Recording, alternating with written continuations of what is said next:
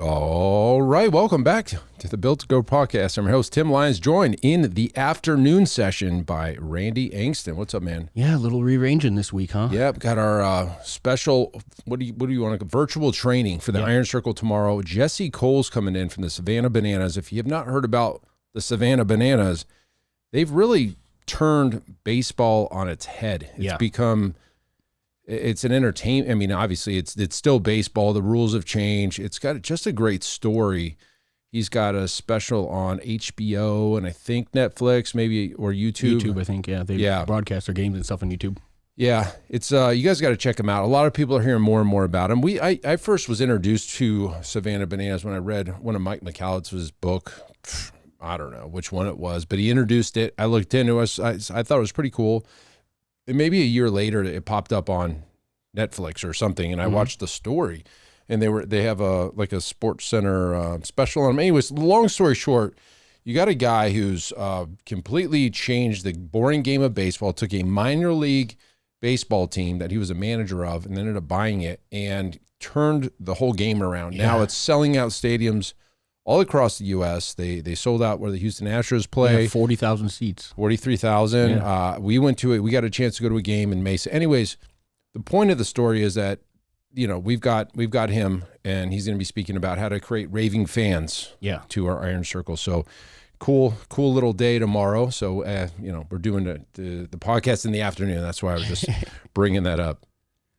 All right, couple things. Obviously, you're going to hear more about it, but the Grow Summit is locked and loaded. We have a full slate from the Thursday afternoon to a full-blown pre-con, pre-con or whatever you want to call it. It's a workshop. I'm going to be teaching that with Zach, kind of going over the $1 million model and all the tools that we use to great speaker lineup. Yeah. Amazing speaker lineup. Day one's fix what's broken today, and day two's how to scale into the future. There you go. The biggest opportunities in the future, all kinds of cool stuff going on. So FitPro, what is it? GrowSummitChicago.com. GrowSummitChicago.com. Yeah, we'll make sure it's in the show notes. Grab your tickets. Again, like every year, we do a tiered system, so the price of those tickets will go up as we get closer to the event. Right. When you jump on, lock your tickets in today, and you'll pay the lowest price out there. So very cool. All right, let's jump into the topic. Why don't we? Yeah, let's go for it. All right, so this topic is something I'm seeing more and more, and I don't think it's ever changed. I think it's just more. I've seen it 3 times in the last week.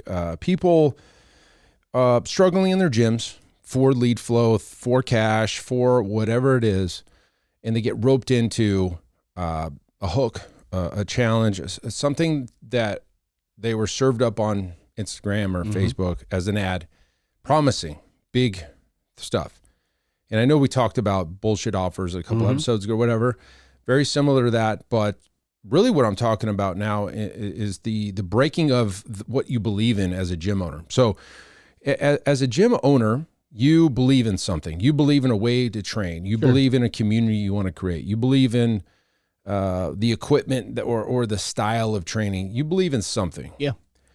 And whatever you believe in doesn't matter. You need to, first off, think about what you do believe, but stand true to that. Yeah. When you're being pressured and when you're under the gun to make payroll, not to break that, because unfortunately a desperate gym owner, somebody that has to make payroll next week or pay rent this week gets real creative, real quick, and starts throwing all kinds of weird shit out there just to make the pay. Yeah, see what sticks type of thing. Yeah. And they disregard any repercussions that could happen. And look, that's a tough place to be, right? Like I've got to make payroll. If I don't do this thing, paid in full, challenge, bait and switch, high ticket thing, bringing in a new products or profit center sure. that you didn't take through the 5-question matrix, and you just, you're throwing everything out the window, what you believe in, just to cover the bills.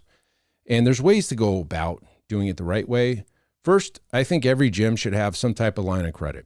Yeah, that we talk funding all the time with gyms. Yep. Like a local bank, even Amex, or there's a lot of banks that will give you lines of credit that you only pay interest on what you use. So maybe you have a $100,000 line of credit and you're using $15,000 just to cover the bills, and then you can pay back or whatever.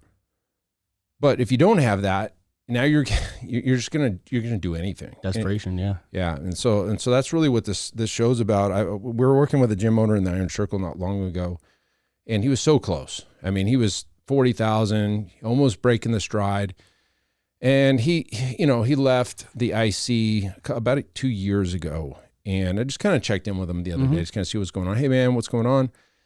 And because I had noticed a post he made, and I was like, man, you're doing some type of giveaway. Like, what are you doing, man? Like, what's going on here? And what's the thoughts behind this? Yeah, what are you doing? Like, obviously, if you're gonna give something away or have some type of sweepstakes or hook, whiz bang, this is all whiz bang. This is all it is. Yep. And we got to talking, and he's doing one guy's play and a gym launch thing, and his business is close to going out of business, and it all hit me all at once. He got away from the fundamentals of the business, and now he's in desperation, right? He's well under 30K a month. He's doing 25, 26, can't get over the hump, can't figure things out, losing coaches taking clients, and everything's a mess. And he says, if something doesn't work, I'm going to close my business at the end of the year. Yeah. And that's a really tough part. I mean, we had a guy, he was approaching 50,000 in recurring revenue. And something happened. I think he lost a coach that wiped out some portion of his business. And anyways, it just went downhill further and further. And now he's just throwing stuff out there. And I hate this for this guy. He's such a nice guy. Yeah. Offered a lot of advice and help, but you're only going to do what you're going to do, right? So I felt it was relevant to talk about this because I think not only did we hear about him, there was 2 other gyms doing very similar stuff. Yeah, and it goes, a lot of it does go back to that podcast that we did on being careful about the offers that you're jumping into. I mean, everybody, that's the thing about fitness marketers right now. They're the ones presenting what you're going to do in your gym, not just how to market your services. And that's where the problem comes in, right? The challenges are notorious for it. A lot of like the short-term weight loss goals and things like that. Like if that's not the ethos of your business, are you even attracting the right type of clients for your business? And as we've seen time and time again, no, it ends up ruining the group of people that are there for your ethos. You start to change the culture of your gym, and that's when things start to really slip. You start to lose not just the new people coming through the door, but the people that have been loyal to you and with you for years. They're the ones that are going to feel the effects and leave your business too, and that's tough. So yeah, just be careful. But desperation is never a great place to make decisions from, right? Nope. And we just quite often we just see short-term fixes being like the appeal and the draw, and it just it's like a PSA again. You just got to be careful on the decisions you make because it's got to be in alignment with what you believe. And all of the time we see it. Cash grabs. Listen, guys, we can put a campaign together and you can make 20, 30 grand without even really spending any money on paid ads. I mean, you've got your lead list that doesn't break your ethos. That's the kicker, exactly. Right? That's what this episode's about, is breaking your ethos of what you believe in as a gym owner. Do you believe in short-term fixes? Do you believe in,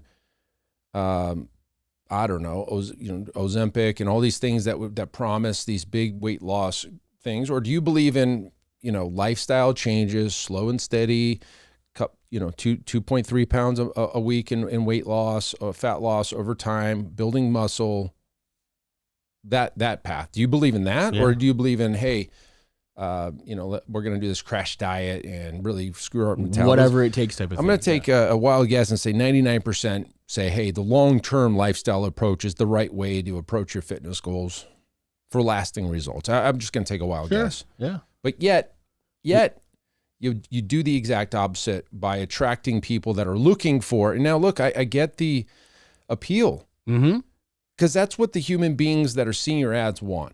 Sure. They want the quick fix, just like you want the quick fix in your gym. But you're both breaking your own ethoses, right? Yeah. And you're just in a jam. So I guess what you really need to have is cash. Yeah, you need to have cash. With cash flow, with reserve, you don't make stupid decisions. You're very clear. And that's, goal number 1 of our coaching program is get your base operating expenses or your recurring revenue to cover your base operating expenses so that you don't have to make stupid decisions. That's it right there. Is the decision is a byproduct of, the position you've put yourself in. Correct. And contrary to what all of those other plays are doing, it's a cash influx, right? Like it comes in and then it's gone, and then you have to go come up with the next one or try and relaunch that same thing, and it's cyclical, but you're not creating that long-term recurring revenue that we focus our programs around, right? Once that is the foundation, the rest of the business is clear. Yeah. Like now it does become like a scale situation, right? Go run that play over and over and over, and you grow that recurring revenue. You just don't find yourself in that desperate place, throwing shit at the wall. Yeah, and I hate it for everybody because you're getting taken advantage of, and I think that's really where this podcast is coming from. That's more of like I just want the best for everybody, honestly, but I understand where you're coming from. I understand because who else is going to pay the bills? It's coming out of your pocket. You know, refinance your house. Something's got to happen, so you do it. Yeah. Right. But there's other ways to do it, right? Like there's that line of credit I was talking about. I mean, if you have the cash, then none of this matters. Pretty much. Right? All this stuff, you stick to your gun. So are you strong enough in your ethos? Do you have strong enough business, a game plan to outrun your cash flow losses the right way? I mean, that's what it comes down to, a long, steady, right way to do it. And it's just unfortunate. It's the loudest marketer or the loudest guru that gets your money. And it's even though it's not a superior product per se. Dan Henry, I was just talking to Dan Henry over the weekend. If you guys don't know Dan, he's a buddy of ours from the digital marketing days. World, yeah. And he goes, he goes something along the lines of, I think we can all agree that people don't buy the best product. They buy what sounds like the best product. Absolutely. Yeah. And the case in point is that you have what's the opposite of superior? Inferior product being sold to people because it sounds like a better option, even though once you get behind the curtain, the actual product stinks. Whereas there's a really good product over here that doesn't sound really sexy, but it's a better product, right? Yeah. So people buy what sounds like a better product, not what is the better product. And that's the challenge of vetting and going through these things and seeing what they actually, what they contain, what you have to do in order to go make that level of success happen. And in this, per your point, that's at the expense of your ethos and your belief. And it's unfortunate because I guarantee a lot of them are like the desperation, the need is so great that they're not even vetting that stuff. I'll do anything to pay the bills. It's the one that sounds like the best. And to be clear, guys, I mean, we talk long-term recurring revenue, that happens quick. I mean, though the promises of growing revenue and the ridiculous claims that a lot of those companies are making, most of that, I mean, almost every ad that I've ever seen, none of it's about recurring revenue, right? So it's all, pay in fulls right now or high ticket items or some kind of interesting hook. We're attracting clients every day that are paying your full price memberships, and you're stacking those bodies. Those are most of our clients are running annual memberships. You know what I mean? So these clients are getting paid month over from that person after attracting them once, not having to resell them in 90 days or 60 days or whatever. Yeah. And so the last case study that we did, I doubled her revenue in 4 months. You know what I mean? Like, would you invest a little bit of time and energy to have twice the foundational business in 4 months versus 60 days of 20 grand one time type of thing? Yeah. So it can happen the right way in a short period of time also, but it's what you're focusing on. And a lot of these things, the promises are way larger than the actual results. Yeah, it's an unfortunate. And the particular gentleman that I was speaking to is locked into an annual agreement, and he's gotten he's gotten maybe a ROAS of 0.2. Oh. He's getting 20 cents back on every dollar spent on the ads and on the campaign, irrespective of what he's paying this company, which is in the 42,000-ish range or whatever the hell they're charging per week. Or it's disgusting. Honestly, it's really unfortunate that this is happening, but it's everywhere. I mean, guys, I get served with the same ads you do. I don't know. I just wish it wasn't the desperation that many gym owners find themselves in. There's a lot of things that put you in desperation. Number one, I would say your model in general might put you in desperation because you're not set up for success to begin with. You've got a low price point, large group training model that ultra competitive environment that requires so many bodies to come into the door, and churn is high, and it's just this big game of refilling the bucket, and it's just you'll never get ahead. Like you're doomed to begin with. Yeah. There's that issue. Then there's mismanaged cash flow. There's wasted spend on things, totally different topic, but there's probably a lot of things in your business you're wasting money on. Mm-hmm. I mean, during COVID, we just had time. We just had more time to look at the books. Found like 4 subscriptions for music. We found stupid stuff. We canceled a bunch of stuff, and obviously everything helps the bottom line. It's not about what you make up top, it's what you keep, obviously.